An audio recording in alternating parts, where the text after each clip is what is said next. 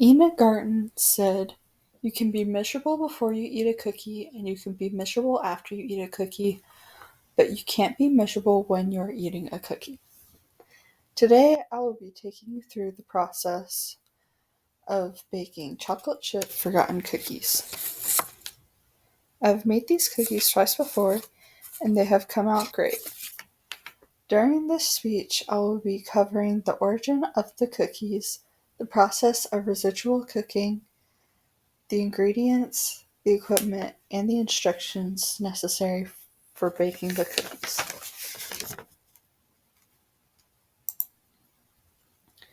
The recipe for these cookies came from a Christmas cookies recipe book published by Oxmoor House in 1986. The recipe has similar aspects to that of a meringue cookie. The recipe uses the process of residual cooking. Residual cooking is the process of preheating an oven so it gets hot enough to bake the cookies, but then turning off the oven after putting the cookies in and keeping the oven closed so the heat stays in the oven. To begin making the dough, you will need to gather all of the ingredients, which are 2 egg whites, 2/3 cup of sugar, 6 ounces of semi-sweet chocolate morsels, a dash of salt. Now, I don't know what a dash of salt is, so I just cranked the salt grinder 3 times, and half a teaspoon of vanilla extract.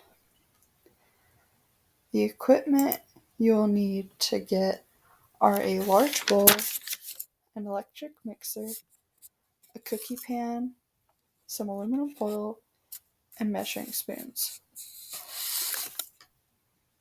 Now for the instructions, you will begin by preheating the oven to 350 degrees Fahrenheit. Then you will need to crack the eggs and separate the yolk from the whites and throw the yolks away. Make sure none of the egg yolks get into the bowl. Then you will beat the egg whites into the large bowl using the electric mixer. Next you will add in the salt, then gradually add the sugar, 2 tablespoons at a time. Continue beating the mixture until it forms stiff peaks, so that when you pull the mixer out of the mixture, it looks like mountaintops. And you should be able to flip the bowl over and it will hold its shape. However, I wouldn't suggest flipping the bowl over. Then you will fold the vanilla extract and the chocolate morsels into the mixture, making sure not to deflate the mixture. Now put the aluminum foil on the cookie pan. Take a tablespoon of the mixture and drop it on the pan 2 inches apart from each other cookie. Place the pan in the oven, then turn off the heat. Do not open the oven for the next 12 hours. After 12 hours have passed, you can take the pan out and gently remove the cookies from the aluminum foil. The cookies should be stored in an airtight container. In conclusion, if you want cookies that can cook while you aren't home, then you should try this recipe.